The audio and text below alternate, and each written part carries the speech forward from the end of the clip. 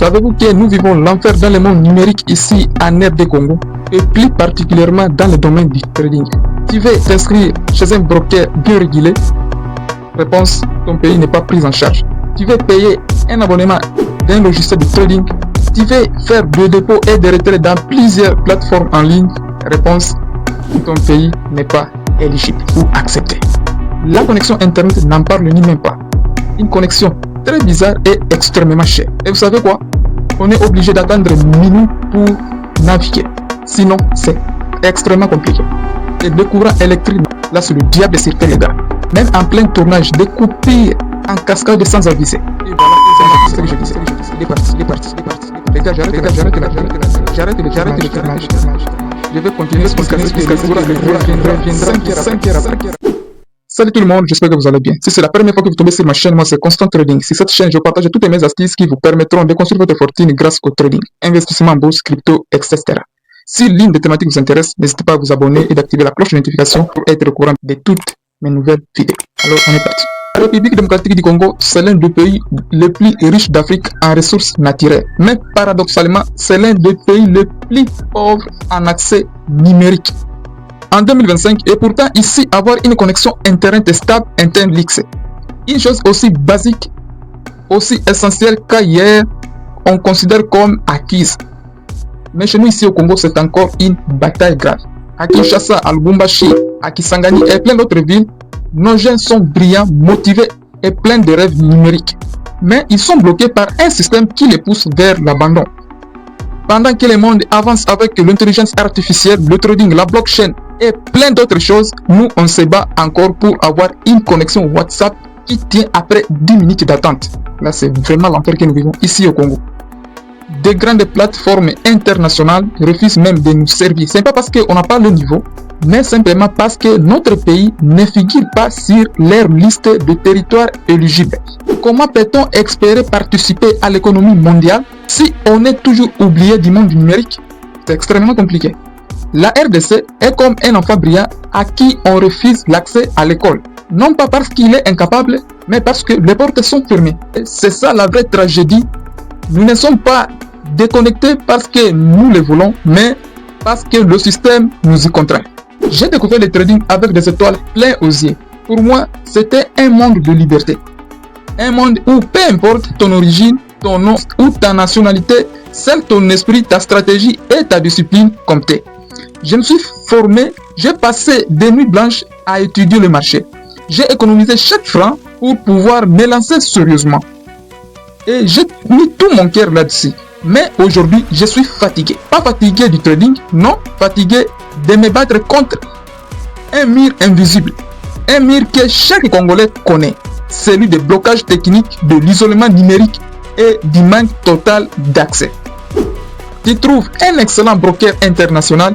Une fois tu veux t'inscrire, tu lis cette phrase. Pays non pris en charge. Juste ça. Et ton espoir, c'est un ipso facto. Non, c'est pas possible. On ne veut plus vivre cela. Nous voulons des changements. Nous voulons une amélioration dans le monde numérique pour mieux avancer. Tu veux t'abonner à une plateforme comme TradingView, MetaTrader Pro, Investing.com ou d'autres outils puissants, mais sans carte bancaire internationale ou sans accès au PayPal, tout devient impossible. Tu veux te former avec des experts à l'étranger, suivre des webinaires en direct, rejoindre des communautés de traders, mais ta connexion saute en plein direct. Non, c'est pas possible. C'est assez. L'écran se fige, les sons se coupent et tu rates encore une énorme opportunité d'avancer. Et que dire du courant? Ces monstres imprévisibles, ils te laissent en plein trade, tu vois le marché bouge, mais toi, tu restes impuissant, bloqué dans l'obscurité.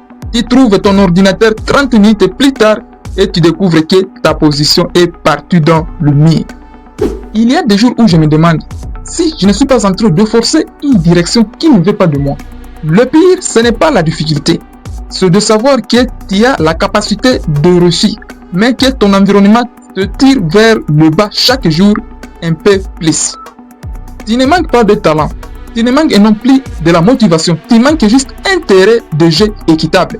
Mais comprenez simplement que je ne suis pas fâché contre le trading, mais plutôt je suis déçu de devoir l'exercer dans un endroit qui ne me donne même pas l'accès aux outils de base.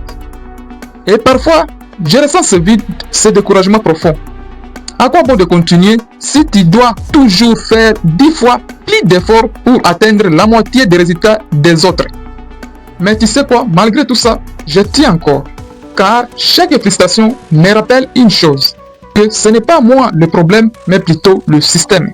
Et tant que je respire, je peux encore dénoncer, je peux encore continuer à rêver, et je peux encore inspirer d'autres à ne pas abandonner.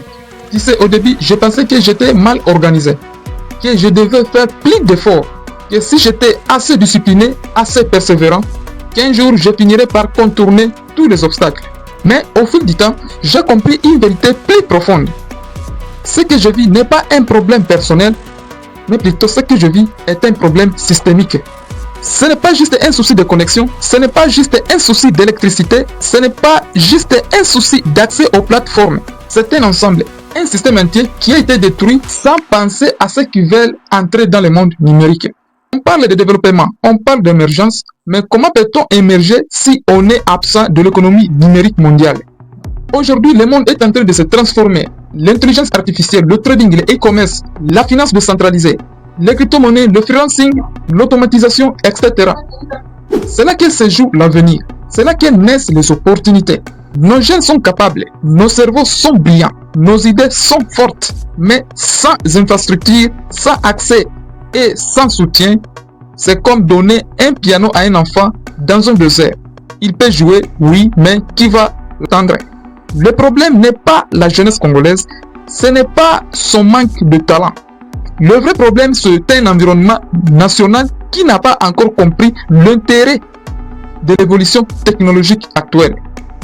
Aujourd'hui, pour ceux-là qui veulent réussir dans le monde digital en étant ici au Congo, plus précisément au Congo-Kinshasa, bien entendu, doivent d'abord lutter contre leur propre pays, avant même de se battre bien évidemment sur le marché mondial. Ce n'est pas normal, ce n'est pas juste et ce n'est pas durable du tout.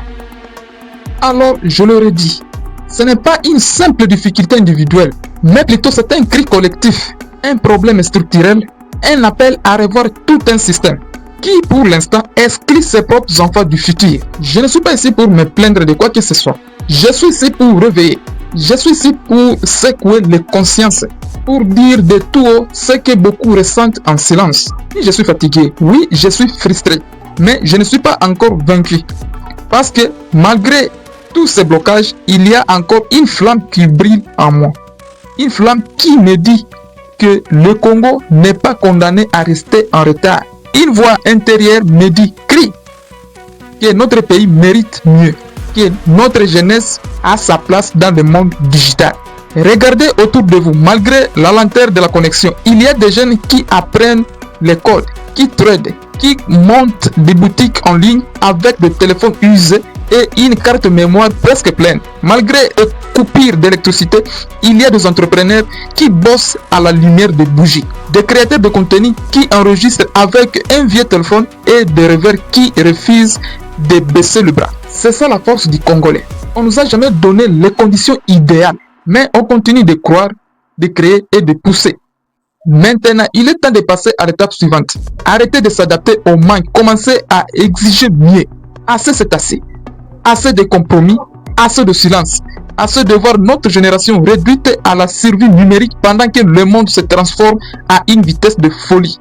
Nous avons besoin de solutions locales, de hubs technologiques adaptés à notre réalité, des moyens de paiement accessibles, de fournisseurs d'accès Internet qui respectent notre besoin de vitesse et de stabilité. Des politiques publiques qui comprennent que le digital est un levier de développement, pas un luxe. Et si tu es entrepreneur dans les tâches politiques, ingénieur, développeur, boutiquier, fournisseur des services numériques, écoute-nous et regarde-nous, soutiens-nous. On ne demande pas la charité, on demande l'équité, on demande les outils pour construire, pour créer, pour innover ici chez nous en RD Congo. Et tous les jeunes comme moi, et tous ceux qui doutent, qui pensent à abandonner, qui se sentent seuls et en décalage dans leur propre pays, ne laisse pas ton feu s'éteindre. Ta frustration est légitime, mais elle peut devenir une force, une énergie, un cri qui réveille une nation entière. Le Congo de demain ne se construira pas avec de belles promesses, elle se construira avec des jeunes lucides, courageux et déterminés à transformer l'impossible en réalité. C'est Constant Trading, on se dit ciao et on se retrouve à la prochaine.